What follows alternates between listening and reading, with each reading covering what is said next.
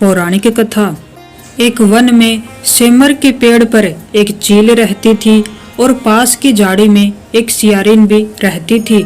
दोनों में खूब बनती थी।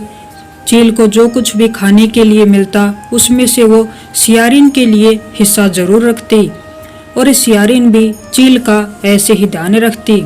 इस तरह दोनों के जीवन आनंद से कट रहे थे। एक बार वन के पास के गांव में औरतें जीतिया व्रत की पूजा की तैयारी कर रही थी, तो चील ने उसे बड़े ध्यान से देखा और अपनी सखी सियारों को भी बताया। फिर चील और सियारों ने तय किया कि वे भी यह व्रत करेंगी। सियारों और चील ने जीतिया का व्रत रखा। बड़ी निष्ठा और लगन से दोनों दिन भर भूखे प्यासे मंगल कामना करते रहे। लेकिन रात होते ही सियारिन को भूख प्यास सताने लगी। जब बर्दाश्त न हुआ तो जंगल में जाकर उसने मांस और हड्डी पेट भरकर खाया। चील ने हड्डी चबाने की कड़ कड़ की आवाज सुनी तो पूछा कि ये आवाज कैसी है। सियारिन ने कह दिया, बहन, भूख के मारे पेट गुड़गुड़ा रहा है, यह उसी की आवाज है। मगर चील को पता चल गया। उसने सियारिन को खूब लताड़ा कि जब व्रत नहीं हो सकता तो संकल्प क्यों लिया था। सियारिन लज्जा गई, पर व्रत भंग हो चुका था। चील रात भर भूखे प्यासे रहकर व्रत पूरा करती रही। अगले जन्म में दोनों मनुष्य रूप में राजकुमारी बनकर सगी बहनें हुई। सियारिन बड़ी बहन हुई और उसकी शादी एक राजकुमार से हुई। चील छोटी बहन हुई और उसकी शादी उसी राज्य के मंत्री पुत्र से हुई। बाद में दोनों राजा और मंत्री बने। सियारिन रानी के जो भी बच्चे होते वो मर जाते, जबकि चील के बच्चे स्वस्थ और हट्टे कट्टे रहते। इससे सियारिन को जलन होती। उसने कभी उनका सर कटवाकर डब्बे में बंद करा दिया, पर वह शीश मिठाई बन जाती और बच्चों का बाल तक बांका न होता। बार बार उसने अपनी बहन के बच्चों और उसके पति को मारने का प्रयास किया, पर वो सफल न हुई। आखिरकार देव योग से उसे अपनी भूल का आभास हुआ। उसने क्षमा मांगी और बहन के बताने पर जीवित पुत्री का व्रत विधि विधान से किया, तो उसके पुत्र भी जीवित रहने लगे। अगली कहानी है जिमुतवाहन राजा की, तो इसे भी आप प्रेम पूर्वक सुनिए।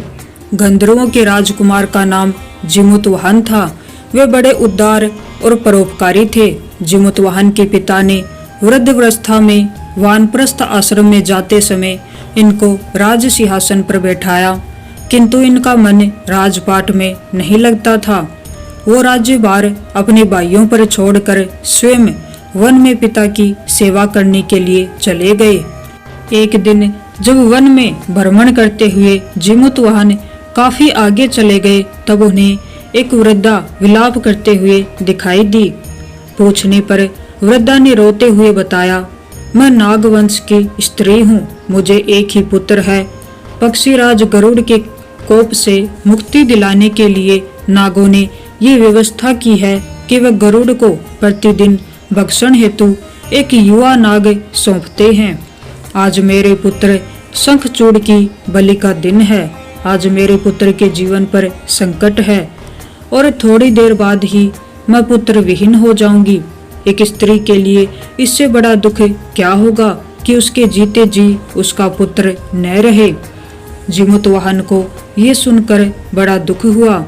उन्होंने उस वृद्धा को आश्वस्त करते हुए कहा, डरो मत, मैं तुम्हारे पुत्र के प्राणों की रक्षा करूंगा। आज उसके स्थान पर स्वयं मैं अपने आप को उसके लाल कपड़े में ढक कर वध्य शिला पर लेटूंगा, ताकि गरुड़ मुझे खा जाए पर तुम्हारा पुत्र बच जाए। इतना कहकर जिमुतवाहन ने शंखचूड़ के हाथ से लाल कपड़ा ले लिया और वे उसे लपेट कर गरुड़ को बलि देने के लिए चुनी गई वध्य शिला पर लेट गए। नियत समय पर गरुड़ बड़े वेग से आए और वे लाल कपड़े में ढके जिमुतवाहन को पंजे में दबोच कर पहाड़ के शिखर पर जाकर बैठ गए। गरुड़ ने अपनी कठोर चोंच का प्रहार किया और जिमुतवाहन के शरीर से मांस का एक बड़ा हिस्सा नोच लिया। इसकी पीड़ा से जिमुतवाहन की आंखों से आंसू बह निकले और वह दर्द से कहराने लगे। अपने पंजे में जकड़े प्राणी की आंखों में ऐसे आंसू और मुंह से कराह सुनकर गरुड़ बड़े आश्चर्य में पड़ गए, क्योंकि ऐसा पहले कभी न हुआ था। उन्होंने जिमुतवाहन से उनका परिचय पूछा। जिमुतवाहन ने अपना सारा किस्सा कह सुनाया कि कैसे एक स्त्री के पुत्र की रक्षा के लिए वह अपने प्राण देने आए हैं। आप मुझे खाकर भूख शांत करें। गरुड़ उनकी बहादुरी और दूसरे की प्राण रक्षा के लिए स्वयं का बलिदान देने की हिम्मत से बहुत प्रभावित हुए। उन्हें स्वयं पर पछतावा होने लगा। वह सोचने लगे कि यह एक मनुष्य है जो दूसरे के पुत्र की रक्षा के लिए स्वयं की बलि दे रहा है, और मैं एक हूँ जो देवों के संरक्षण में हूँ, किंतु दूसरों की संतान की बलि ले रहा हूँ। उन्होंने जिमुतवाहन को मुक्त कर दिया। गरुड़ ने कहा, हे उत्तम मनुष्य, मैं तुम्हारी भावना और त्याग से बहुत प्रसन्न हूँ। मैंने तुम्हारे शरीर पर जो घाव किए हैं उसे ठीक कर देता हूँ। मैं तुमसे बहुत प्रसन्न हूँ। तुम कोई वरदान मांग लो। राजा जिमुतवाहन ने कहा कि हे पक्षीराज, आप तो सर्वसमर्थ हैं। यदि आप प्रसन्न हैं और वरदान देना चाहते हैं तो आप सर्पों को अपना आहार बनाना छोड़ दें। आपने अब तक जितने भी प्राण लिए हैं उन्हें जीवन प्रदान करें। गरुड़ ने सबको जीवन दान दे दिया और नागों की बलि न लेने का भी वरदान दिया। इस प्रकार जिमुतवाहन के साहस से नाग जाति की रक्षा हुई। गरुड़ ने कहा, तुम्हारी जैसी इच्छा वैसा ही होगा। हे राजा, जो स्त्री तुम्हारे इस बलिदान की कथा सुनेगी और विधि पूर्वक व्रत का पालन करेगी, उसकी संतान मृत्यु के मुख से भी निकल जाएगी। तब से ही पुत्र की रक्षा हेतु जिमुतवाहन की पूजा की प्रथा शुरू हो गई। यह कथा कैलाश पर्वत पर भगवान शंकर ने माता पार्वती को सुनाई थी। जीवित पुत्रिका के दिन भगवान श्री गणेश, माता पार्वती और शिव जी की पूजा एवं ध्यान के बाद व्रत कथा सुनी जाती है। अगली कथा है महाभारत से जुड़ी हुई। महाभारत युद्ध के बाद अपने पिता की मृत्यु के बाद अश्वत्थामा बहुत ही नाराज हो गए। उसके अंदर बदले की आग तीव्र थी, जिसके कारण उसने पांडवों के शिविर में घुसकर सोते हुए 5 लोगों को पांडव समझकर मार डाला था। लेकिन वे सभी द्रौपदी की 5 संतानें थी। उसके इस अपराध के कारण उसे अर्जुन ने बंदी बना लिया और उसकी दिव्य मणि छीन ली, जिसके फल स्वरूप अश्वत्थामा ने उत्तरा की अजन्मे संतान को गर्भ में मारने के लिए ब्रह्मास्त्र का उपयोग किया, जिसे निष्फल करना नामुमकिन था। उत्तरा के संतान का जन्म लेना आवश्यक था, जिस कारण भगवान श्री कृष्ण ने अपने सभी पुण्यों का फल उत्तरा की अजन्मी संतान को देकर उसको गर्भ में ही पुनः जीवित किया।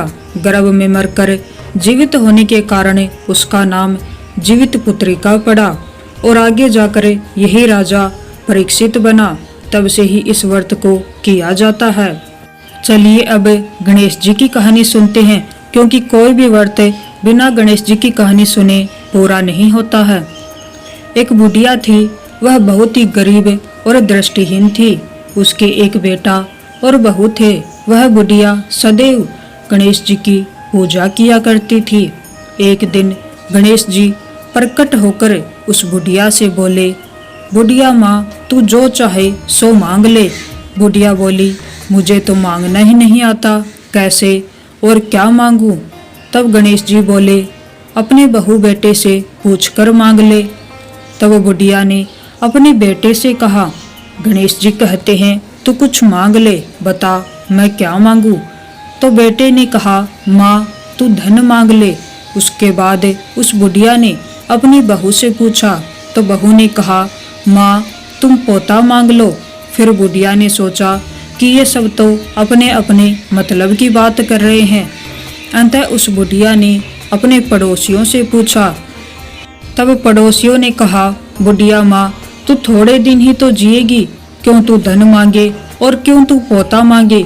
तू तो अपनी आंखों की रोशनी मांग ले, जिससे तेरी जिंदगी आराम से कट जाए। अगले दिन जब गणेश जी आए तो बुढ़िया बोली, यदि आप प्रसन्न हैं तो मुझे 9 करोड़ की माया दे, निरोगी काया दे, अमर सुहाग दे, आंखों की रोशनी दे, नाती पोता दे और सब परिवार को सुख दे और अंत में मोक्ष दे। यह सुनकर गणेश जी बोले, बुढ़िया माँ, तुमने तो हमें ठग लिया, फिर भी जो तूने मांगा है वचन के अनुसार सब तुझे मिलेगा। और ये कहकर गणेश जी अंतर्ध्यान हो गए। उधर बुढ़िया माँ ने जो कुछ मांगा वो सब कुछ उसे मिल गया। हे गणेश जी महाराज, जैसे आपने उस बुढ़िया माँ को सब कुछ दिया वैसे ही सबको देना। तो जीवित पुत्री का व्रत की